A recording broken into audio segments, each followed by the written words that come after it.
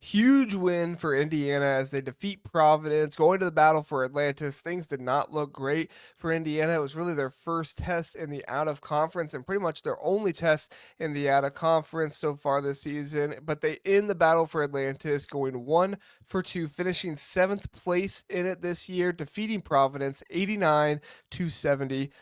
You got a lot of good scoring from Mackenzie and Mgbako, who had 25 points, Malik Reneau with 21 points, and Trey Galloway, who added 18 points as well as he was inserted into the starting lineup for this game. I like this Indiana team a lot more with Trey Galloway in the starting lineup. Obviously, there were some injury issues and Mike Woodson not wanting to come out and play him right away, and also being concerned with his amount of playing time coming off of that injury. But I think at the end of the day, if Trey Galloway can start for you and give you the minutes, the best option is to put him out there and give him the minutes because he is a much better player, or this team is much better with him on the floor. Now, maybe not at all times, not a perfect player, but still, this team, I believe, is a much better player with Trey Galloway out there on the floor. A bounce back win for Indiana after losing to Illinois, after losing to Gonzaga. Fans up in arms about Mike Woodson. Is he the guy? People saying, fire him, fire him. You're not going to fire Mike Woodson in the middle of the season.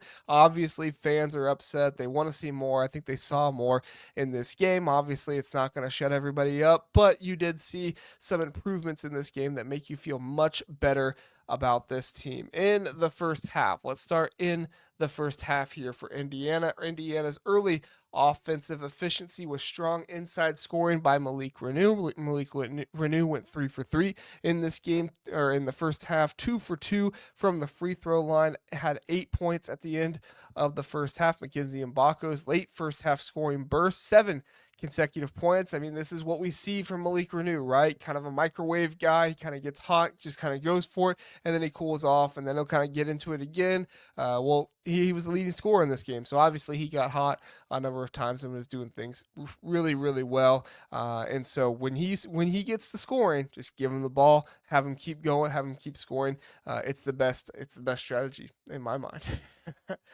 Pros effective ball movement leading to open looks, 13 first half assists. It was beautiful to see, or I apologize, 12 first half assists. It was a beautiful thing to see. Trey Galloway had 3 of those. Myles Rice had 4 of those. He did not have any fouls in the first half. That will change when we get into the second half. We'll talk a little bit more about that. But the improved 3-point shooting, Indiana shot 4 for 8 from the 3-point line in the first half. It was good to see. Now, there were some defensive lapses in the first half, so I can't say everything was great, including some communication issues, some on-ball screens, allowing Providence to get open looks from deep. These have been some of Indiana's defensive issues that we've seen this season, so they weren't necessarily surprising, but you would like to see those things improve and get better, and you're kind of wondering, what is Mike Woodson doing to make those things happen? Well, you get into the second half, and things start happening there as Malik Reneau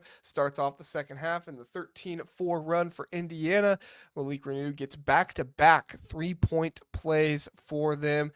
They continued their strong shooting and fast break as Indiana was able to get 2 more fast break points in the second half. They had 14 in the first half, ended with 16, so they weren't able to continue the quick fast break scoring in the second half, but they were able to continue that, and it wasn't just completely gone. They did get 2 more in the second half. Dominance in the paint as Indiana really kind of got what they wanted. They only took 7 threes in the second half. In the second half, they were 17 for 21 in this. They were 7 for 10 from the free throw line, but this is really where you saw Malik Reneau continue to get better, continue to score more, as he was able to put up 13 points in the second half, 5 for 6 shooting, 3 for 3 from the free throw line, which was huge. Mgbako continues to struggle from the free throw line. He only goes 1 for 3 in the second half, 3 points and 1 for 4 from the free throw line. So it's definitely something you're going to need to see get better. But Trey Galloway stepping up, 3 for 4 shooting from deep,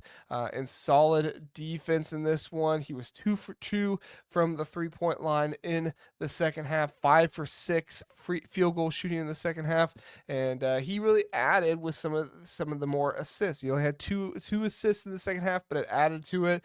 Myles Rice picks up 4 fouls in the second half, so he has a little bit of an issue trying to continue to facilitate and give rhythm to the offense. But Malik Reneau has some good passing in the second half as well with 3 assists. Now, Indiana did struggle a bit with their defensive rebound in the second half. Only 12 defensive rebounds. Providence secured 17 offensive boards, I believe, in this entire game. Let me check that just to be sure. Yes, 17 offensive boards, 19 defensive boards. They almost went even offensive and defensive boards in this entire game. Providence was able to pick up 10 of those offensive rebounds in the second half. So you really saw them kind of, assert their will a little bit more. It was tough to see, but Indiana obviously pulls away with the big win, 89-73. So it's not the biggest concern in the world, but definitely something you want to see improve. Inconsistent perimeter defense allowed 10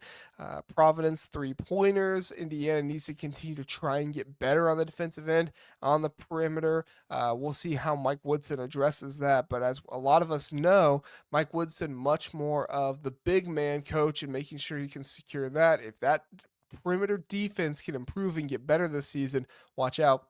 Indiana is going to be a much better team. That's on Mike Woodson. Obviously, he knows it needs to be fixed. Obviously, he knows it's something that needs to get better. And I am confident that he will do so. Let's highlight some player performances overall. Mackenzie Mgbako, leading scorer, 25 points. Strong shooting touch, 4 for 7 from 3 in this game. Improvement in shot selection overall. His offensive impact could not be overlooked. Malik Reneau, near perfect shooting in this one, 8 for 9 from for field goals. 5 for 5 was perfect from the free throw line. He could improve on fouls and turnovers. He had 3 fouls and 1 turnover in this game, but overall, 3 assists to the 1 turnover. You'll take it. You're not gonna complain too much about it. Also had the steal in this one, so you're not gonna complain too much about it. As I said, Trey Galloway was just huge being inserted into the offense or the starting lineup in this game. Effective in his first start of the season with 18 points, 5 assists, 5 rebounds. Solid shooting and connection with Mgbako in the pick and roll situation was nice to see. Mgbako did not have his best game in the world offensively, only 8 points, but 10 rebounds in this game was good for him, and he had a limited offensive impact as he only went 3 for 8 shooting in this game. And then Myles Rice struggled offensively, but still was able to contribute with 6 assists. He got into a little bit of a bad rhythm in the second half with all the personal fouls and things like that were going on. But like I said, you love to see Trey Galloway step up and be that secondary piece in the backcourt when Myles Rice, his offensive game is not going as well. Pros and cons for Indiana overall in this one. The offensive efficiency, 1.34 points per possession, best of the season for them. You love to see that. Balanced scoring, contributing from multiple players across positions. 8 for 15, 3-point shooting. They took 60 shots overall, and then 17 for 20 from the free throw line. You love to see that for Indiana, as that is always something that seems to find its way and kind of have a hard time with these Indiana teams, but they were able to overcome that, which was really nice for them, really nice to see from them. They adjusted their light ball pressure, leading to better ball movement overall and shot opportunities as well. So even though they were getting some of that light ball pressure on them on the offensive end, they were able to adjust, doing a very good job with the ball movement. Not always something we've seen from Indiana this season, but it got better, and I think Trey Galloway was a good piece of how that got better.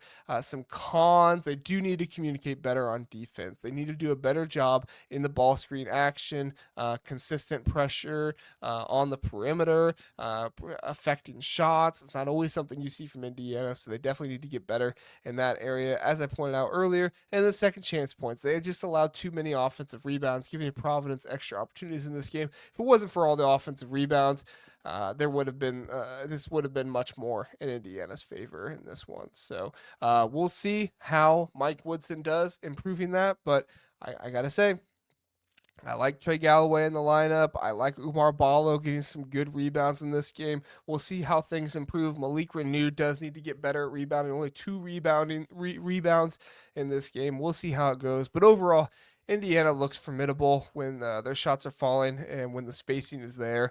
This team has potential to compete at a high level, but they just need more consistency. And a lot of that just comes down to coaching. So Mike Woodson continues to be looked at. Is he the right coach for this team?